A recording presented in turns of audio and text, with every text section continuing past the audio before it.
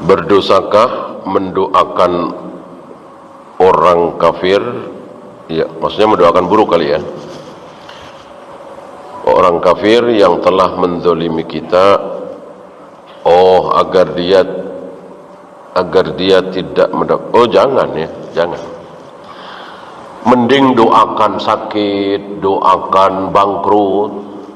Jangan doakan tidak dapat hidayah. Ya. Doakan supaya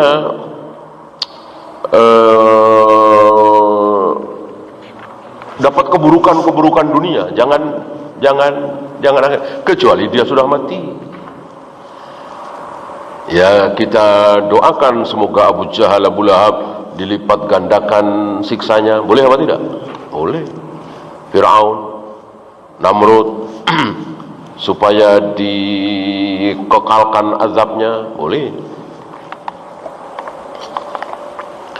Kalau masih hidup, doakan dengan hidayah. Nah, kalau mau mendoakan buruk karena dia menzalimi kita, boleh ya, keburukan dunia. Bahkan muslim juga boleh kan? Ada muslim nih, saudara kita, tetangga kita, dia zalim sama kita. Kita doakan buruk, boleh. Tapi harus keburukan dunia, jangan keburukan akhirat.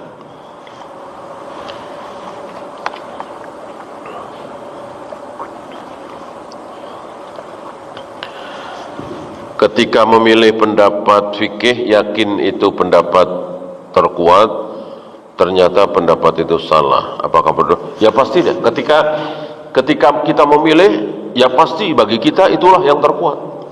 Masuk milih yang enggak kuat, ya kan? Tapi itu kan pilihan kita, anggapan kita. Akhirnya salah, ya segera rujuk. Awalnya mengikuti pendapat Imam Syafi'i dalam masalah quru misalnya ya. Lalu berubah mengikuti ulama lain bahwa quru itu ternyata bukan suci tapi haid. Ya. Hal ini biasa. Sesuatu hal yang biasa. Artinya selama ini kita sholat seperti ini, selama ini kita saum seperti ini, selama ini kita tawaf seperti ini, jangan merasa bahwa itu pasti benar semuanya ya. Artinya kalau ada keterangan membawakan hujah lebih kuat, kita siap rujuk ya. Dan para ulama seperti itu, nggak malu-malu, nggak gengsi. Imam Ahmad itu sampai ada 3 qaul, 4 qaul. Dalam satu permasalahan ada 3 pendapat, 4 pendapat. Tidak malu berubah-ubah. Membuktikan bahwa yang benar, yang maksum hanya Rasulullah sallallahu alaihi wasallam. Selain beliau bisa benar, bisa salah.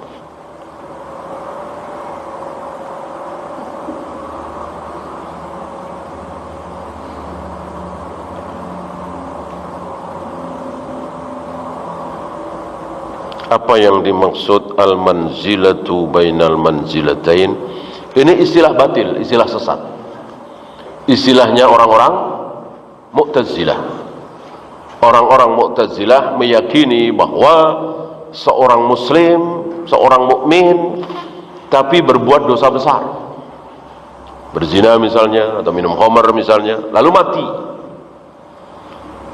Mereka meyakini dia tidak masuk surga, dia tidak masuk neraka. Dia berada di tempat di antara 2 tempat. Al-manzilatu bainal manzilatain. Jelas ini bid'ah, keyakinan yang tidak ada dasar sama sekali dari Al-Quran dan Sunnah. Al-Quran dan Sunnah menyatakan bahwa kalau tidak surga neraka, kalau tidak neraka surga. Nggak ada tempat lain. Adapun Al-A'raf itu yang ada di surat Al-A'raf itu sementara. Selamat dari neraka, diangkat dari neraka, tapi belum masuk surga. Akhirnya masuk surga. Nah, kalau Mu'tazilah ini meyakini selama-lamanya berada di situ. Al-manzilatu bainal manzilatain. Satu tempat di antara dua tempat.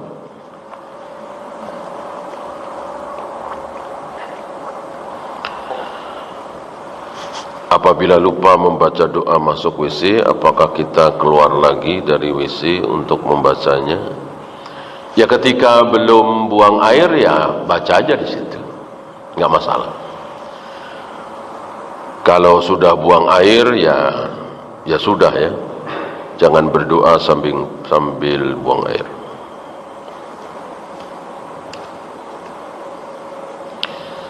Setiap mandi pagi selalu diguyur dari kepala sampai kaki, apakah boleh diniatkan dengan mandi janabah? Iya, memang seperti itu. Memang seperti itu. Rasul dan para sahabat tidak pernah wudu lagi setelah mandi. Ya. Bahkan Aisyah mengatakan berlebihan wudu setelah mandi. Nabi mengatakan, adakah yang lebih sempurna dari mandi? Enggak ada. Mandi itu lebih sempurna dari wudu maksudnya. Wudu kan cuma tangan, kaki, wajah. Itu kan sudah semuanya. Maka orang yang sudah mandi semuanya tidak perlu wudu lagi. Tentu mandinya diniatkan sekalian wudu, dan mandinya basah semua, artinya dengan kepala.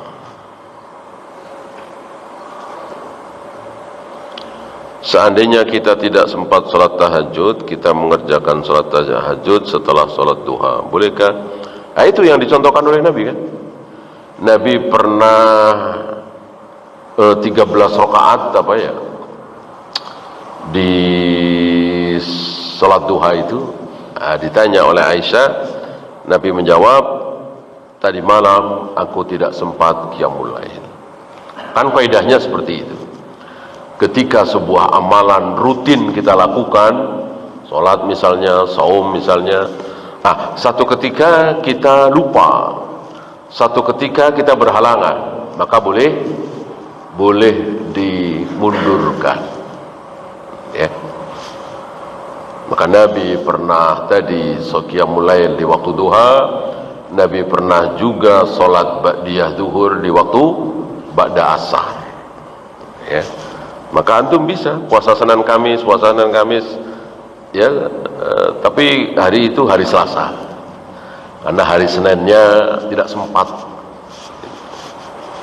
ada sesuatu. Kalau dua niat puasa sunnah boleh digabung, contoh puasa Senin dan puasa Asyura. Tidak ya, memang ini khilaf bainal ulama.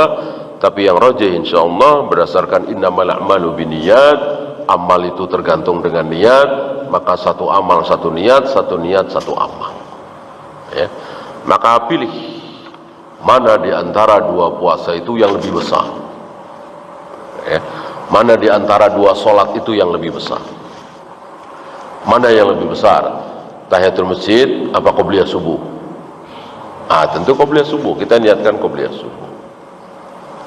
Mana yang lebih besar? Puasa Senin Kamis, hari Senin, kebetulan tanggal 9 Dzulhijjah, hari Arafah. Mana yang lebih besar? Tentu puasa Arafah. Adakah dalil menepuk pundak ketika menjadi makmum? Tidak ada. Tidak ada. Kalau cuma berdua kan nempel. Ngapain nepuk-nepuk? Ditempel aja kan imamnya udah tahu bahwa kita bermakmum ke dia. Bolehkah memberikan salam dan senyum ke wanita? Ya tergantung niatnya. Kalau tulus, assalamualaikum bu, ya nggak ada masalah. Mungkin tetangga, assalamualaikum nek, ya. Jawab waalaikumsalam, sudah. Ya, tapi kan ada niat-niat yang tidak baik, ya tentu jangan.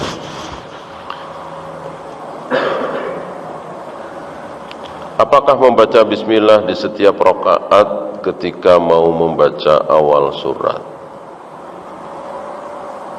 Iya, tapi disir kan? Iya, tapi disir. Persaksian dari Anas bin Malik bahwa aku sholat di belakang Rasulullah, aku sholat di belakang Abu Bakar, aku sholat di belakang Umar, aku sholat di belakang Utsman. Keempat-empatnya aku tidak dengar Bismillah. Baik sebelum Al-Fatihah atau setelah Al-Fatihah. Ini kalau jadi imam ya.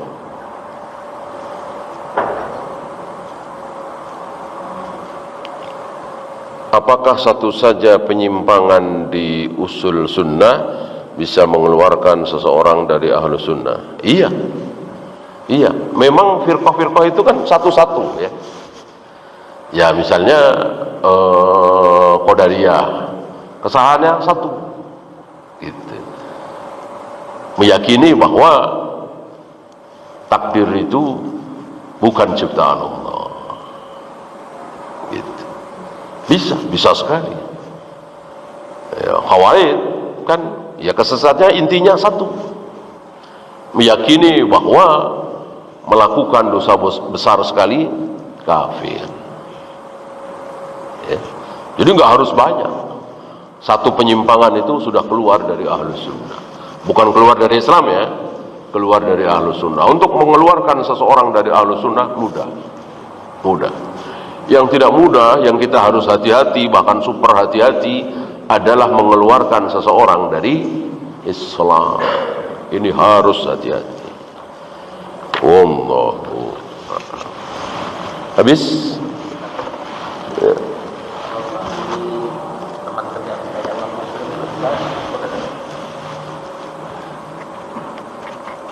Ngapain?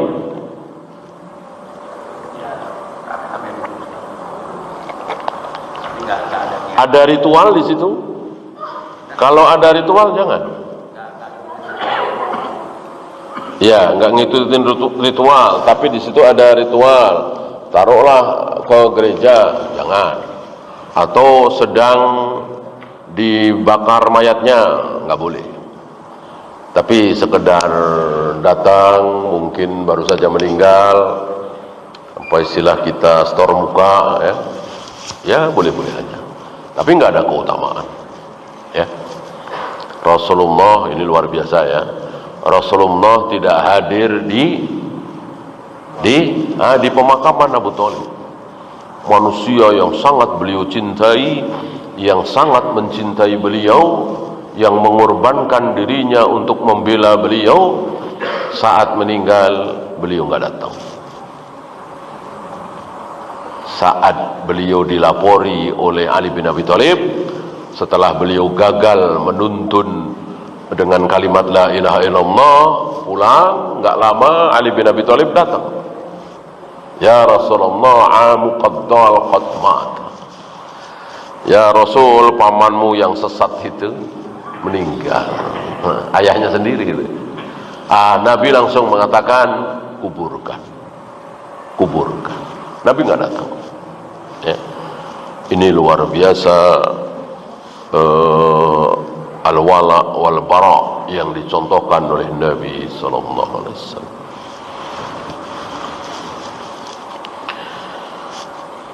Habis kita akhiri. Subhanakallahumma bihamdika asyhadu an la ilaha illa anta astaghfiruka wa atubu ilaik. Assalamualaikum warahmatullahi wabarakatuh.